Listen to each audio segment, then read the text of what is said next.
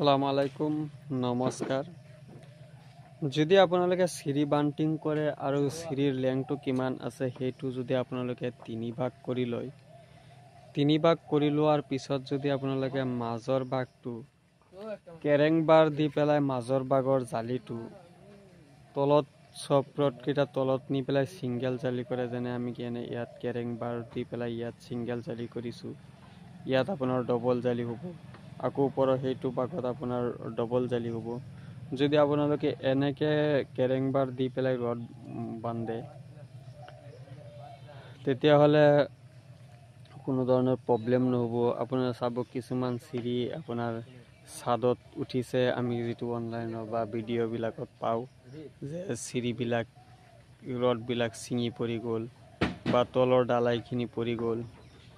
এনেকুৱা কেতিয়াও নহব সেইবিলাকত আপোনাৰ কেৰেং বাৰ ইউজ কৰা নাই কাৰণে এনেকুৱা প্ৰবলেম হৈছে এতিয়া আজিকালি যিমান বান্টিং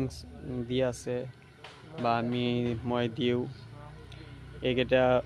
প্ৰতিটো সিৰি হোক বা সাত হোক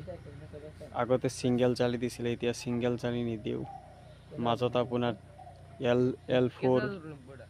বা L3 ত আপোনালোকে আমি ডিভাইড কৰি পেলাই ৰড বান্ধো আমি যেটো সিৰি বান্টিং কৰিছো এটো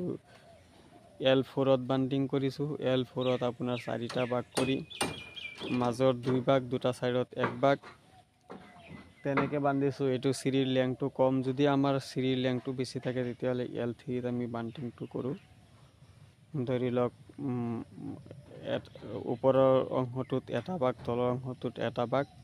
তিনটা ভাগ কৰি আমি বান্ধো এইটো আমাৰ L4 তকৈ অলপ কম আছে মাজত মানে দুটা ভাগতকৈ অলপ কম আছে সাইডত মানে কবলৈ গলে 1.5 আৰু মাজৰটো ধৰি লওক 2 তে 1.5 হলো 5 সৰি 3 আৰু মাজৰ 2 5 এতিয়া এটো 5 ভাগ হৈছে যিয়েই নহওক আজিৰ ভিডিওটো মই এইখিনি ক'বলৈ লৈছো জয় আই